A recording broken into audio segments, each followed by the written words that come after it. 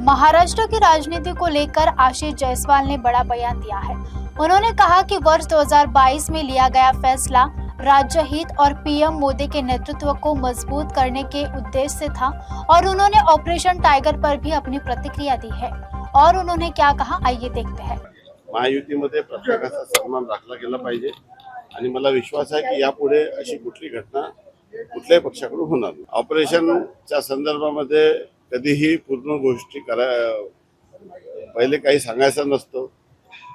मागच्या 20 तारखेला जे काही घडलं 2022 ला ते काही सांगून घडलं नाही आणि कधी ऑपरेशन सांगून होत नाही। पण तरी किती लोक संपर्कात आहे आमदार? मी या संदर्भामध्ये 7 जणांच्या खासदाराचं नाव येत आहे, आमदार किती संपर्क? योग्य वेळी आपल्याला ही माहिती उपलब्ध होईल। योग्य वेळ केव्हा आहे? म्हणजे काही वर्धापन दिनाचं योग्य वेळ आता आपली वर्षगाठ होत आहे क्रांतीची। आता ते केव्हा होईल हे आज सांगणं योग्य नाही, परंतु काय होईल काय होणार नाही शेवटी राजकीय दृष्ट्या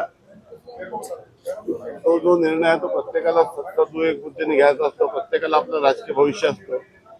प्रत्येकाचा जिथं जिथं कोणाचा श्वास गुदमरते तो या संदर्भात निर्णय करत असतो। आता तो त्यांनी कशा पद्धतीने त्यांच्या खासदारांना ट्रीटमेंट द्यावी आणि त्यांच्या खासदारांनी काय निर्णय घ्यावं हे मी आज सांगू शकत। असं आहे की काही गोष्टी पब्लिकला सांगायचं नसतात, त्यामुळे मी ते सांगणार। ही 20 जूनला महाराष्ट्रात जे सत्ता परिवर्तन झालं होतं त्याची वर्षगाठ आहे 20 जून 2022 ला।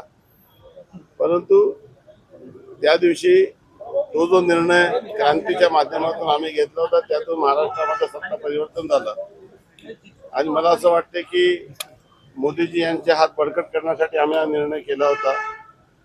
भविष्यामध्ये या संदर्भामध्ये भविष्यात अजून अशा पद्धतीचं काय होईल हे आज सांगणं योग्य नाही।